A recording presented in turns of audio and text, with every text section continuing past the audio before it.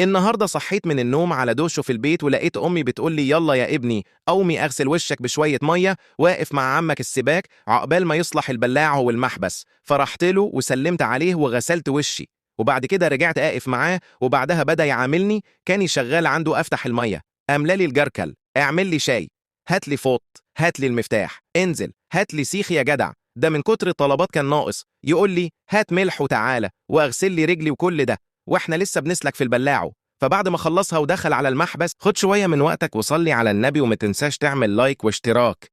لاقيه مربوط جامد شوية وبايظ على الآخر. فقال مين الحمار اللي عمله كده؟ فأنا خفت أقول إن الحمار أنا، فقلت له ده صنايعي من منطقة ثانية، أنت مش هتعرفه. راح قال لي صنايعي مين ده؟ حمار ابن حمار مش بيفهم حاجة في أي حاجة، ده تلاقي عقله مربوط قوي زي الرابطة اللي عملها دي. وأنا كل ده عمال أقول له أيوة أيوة معاك حق، ده مش بيفهم. وبعدها جت أمي ست الحبايب وبتسال الشغل، خلص ولا لسه راح؟ قال لها المحبس بايظ خالص. مين اللي عمله؟ راحت أمي قالت له ده ابني اللي عمله.